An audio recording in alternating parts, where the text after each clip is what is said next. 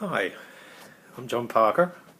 I'm an independent advisor to select global corporations running multi-billion-dollar global projects.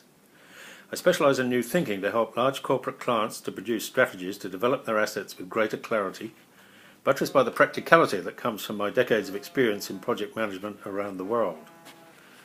My background's wide-ranging and possibly unique. Originally from an engineering background, I've worked for manufacturers, contractors, owners and consultants, and with clients such as BP, Rio Tinto, BHP Billiton, Cliffs Mining in Canada and Codelco in Chile. I presented academic papers on project management theory and systems and worked in leadership and organisational theory and development roles. My new book will be published later this year titled Rebooting Project Management, New Project DNA for a Changing World. Recent outcomes from developing corporate assets through global mega projects has been problematic. There's a current consensus that 85% of major projects fail to meet their targets of scope, time and cost. Not all of these projects fail to achieve their intended business outcomes, but clearly doing the right project and then doing it right is a fundamental mantra for success. As I see it, the major problems are that owners' leadership teams are faced with asset development demands that need to do more with less while managing significant risk, and at the same time they're trapped in a history of recent poor project performance and carrying a risk-averse, change-resistant, profit and loss, big corporate culture. Many fundamental errors that lead to project failures are caused by the owners themselves, and not least through scope change. In addition, it's my belief that most owners don't fully understand the difference between managing a steady-state, day-to-day operating business and the demands of a major project, which are more akin to chaos theory. The resources they require to manage these projects without affecting their core business is another issue. A multi-billion-dollar project out of control can rapidly destroy the balance sheet of a company that's traded successfully for years.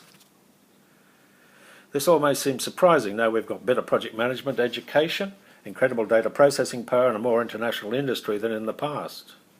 But the big levers to provide solutions are all in the owner's hands. There are many causes, but it's my personal experience that many owners' big business culture, leadership mindset and systems are completely unsuited for project management, let alone the outstanding project delivery performance which will be needed to do more with less in future. In this sense, project leadership has been evolving up the wrong path in recent years. In my experience, outstanding performance have been driven by a powerful and unique owner's corporate culture, which is closer to a startup or collaborative entrepreneurial model than the risk-averse, process-driven conservatism exhibited by many of the owners now. Much of what worked before doesn't work now, and almost certainly won't work in the future. The world's changing at an unprecedented rate. The key issues in providing a powerful and complete solution are firstly a greater emphasis on selecting the best project and new business model and how it will be delivered through a rigorous study process. The people who lead delivery of the project must be involved, including key contractors and suppliers, as the delivery model is developed prior to project approval. You can deliver a project badly and still come out in front as long as it's the right business model. A collaborative environment, including key suppliers and contractors. A new relationship model that shares risk and reward and unlocks the true value that these organisations can provide. A culture where time is of the essence rather than cost alone. A fast startup model. A mindset where inherent risk is embraced and controlled by the owner. A leadership model that recognises and unlocks the potential of the people involved across the board, given the very different demands of the project compared to a business operation. The solution involves not more evolution along the same path, but a revolution.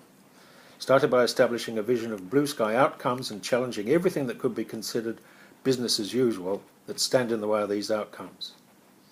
Any changes of the magnitude envisaged will be constrained or made impossible by current corporate systems and business rules.